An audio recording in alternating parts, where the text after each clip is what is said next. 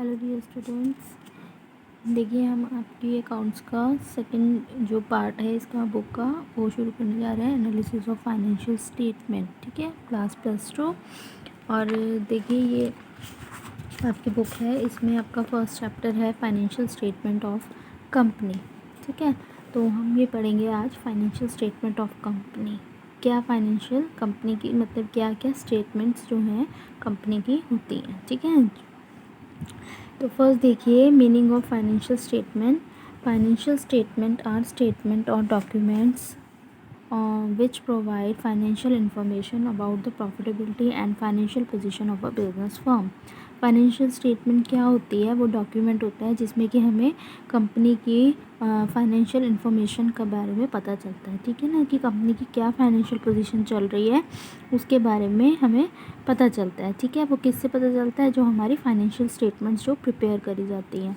तो about profitability, जो भी हमारी कंपनी की प्रॉफिटेबिलिटी है, कितनी कंपनी प्रॉफिट कमा रही है, क्या कंपनी की फाइनेंशियल पोजीशन है बिज़नेस की, तो ये सब हमें फाइनेंशियल स्टेटमेंट से पता चलता है। They are prepared for the purpose of presenting a periodic review or report on the progress made by the management. They deal with the investment made in the business and the result achieved during a fixed period of time।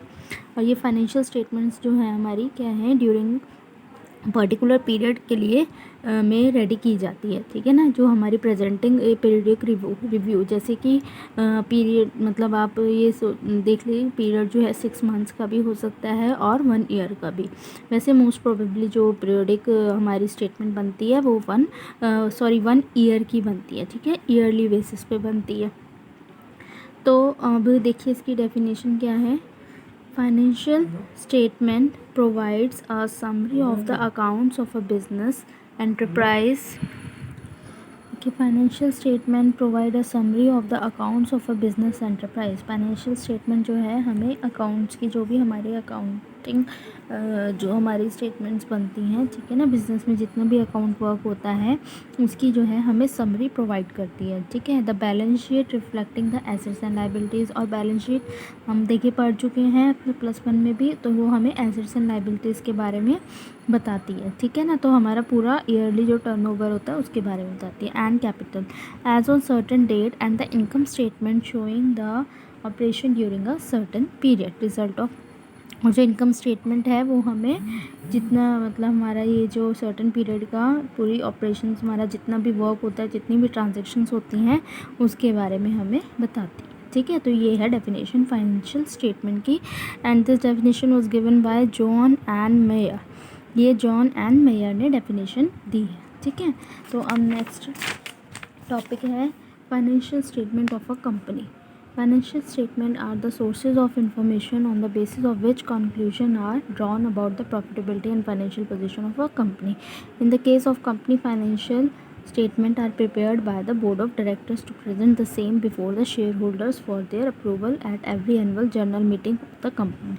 अब देखिए financial statement क्या है, एक source है, एक तरीका है जिससे कि हमें एक कंक्लूजन मिलता है हमारी कंपनी की फाइनेंशियल पोजीशन को जानने के लिए। ठीक है, जिसमें हमें फाइनेंशियल पोजीशन पता चलती है और प्रॉफिटेबिलिटी पता चलती है। ठीक है, तो इसमें क्या है, कंपनी फाइनेंशियल स्टेटमेंट जो है प्रिपेयर करती है बाय, कौन करते हैं, बोर्ड ऑफ डायरेक्टर्स जो हैं इसको प्रिपेयर करते हैं और उसको शेयर होल्डर के सामने प्रेजेंट करते हैं।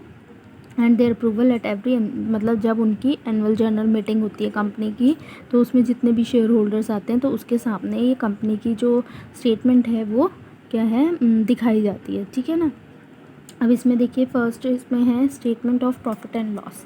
तो statement of profit and loss shows the result of operation of a company completed during an accounting period. अब ये जो स्टेटमेंट है प्रॉफिट एंड लॉस की, ये क्या दिखाती है, ऑपरेशंस मतलब जितने भी कंपनी में एक अकाउंटिंग पीरियड में 1 ईयर में जितने भी ऑपरेशंस मतलब जितनी भी ट्रांजैक्शंस हुई हैं उसका रिजल्ट। ठीक है। प्रॉफिट एंड लॉस वो स्टेटमेंट है जिसमें कि जितने भी कंपनी के नेट प्रॉफिट्स नेट लॉसेस जितने भी होते हैं तो वो शो किए जाते हैं।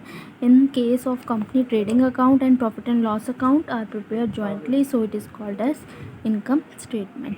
और अगर जब इनके ट्रेडिंग अकाउंट भी देखिए हम बनाते हैं इसमें, उसके साथ हम क्या बनाते हैं, प्रॉफिट एंड लॉस अकाउंट बनाते हैं। तो जब ये दोनों ही एक साथ बनाए जाते हैं तो इसको क्या कहा जाता है, इनकम स्टेटमेंट कहा जाता है। ये आप देखिए +1 में भी पढ़ चुके हैं ना।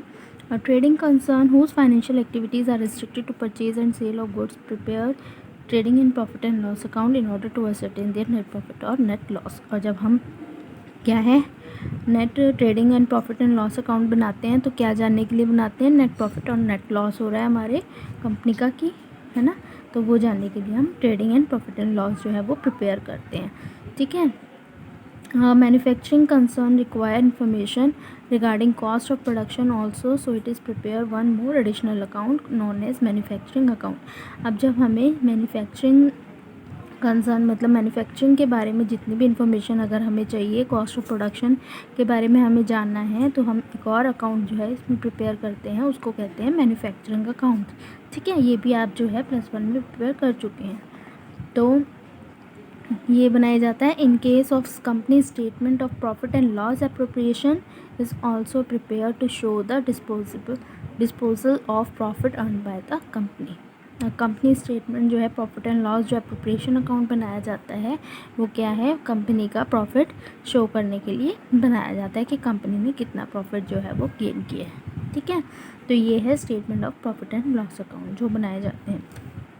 अब इसका ऑब्जेक्टिव देखिए, ऑब्जेक्टिव्स क्या हैं इसके, importance profit and loss account के।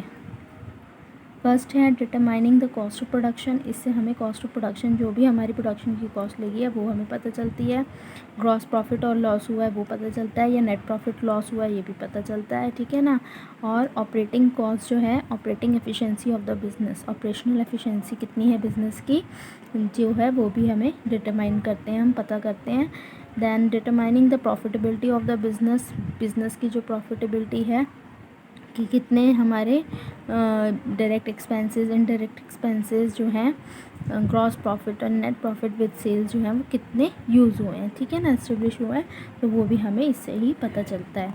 Then comparing the actual performance, जो हम इससे क्या करते हैं, एक्चुअल परफॉर्मेंस को क्या करते हैं, कंपेयर करते हैं डिज़ायर्ड परफॉर्मेंस से, ठीक है ना। और अगर उसमें कोई भी वेरिएंसेस आते हैं, कोई भी कॉजेज़ मतलब प्रॉब्लम्स आती हैं तो उसका जो है सोल्यूशन भी निकाला जाता है। तो ये है ऑब्जेक्टिव्स इसके, ठीक है। सेकंड पार्ट है अब इसमें देखिए बैलेंस शीट। बैलेंस शीट क्या होती है, जिसमें कि हमें मतलब वो स्टेटमेंट होती है जिसमें कंपनी के एसेट्स और लायबिलिटीज़ के बारे में बताया जाता है, ठीक है, प्रिपेयर की जाती है उसमें।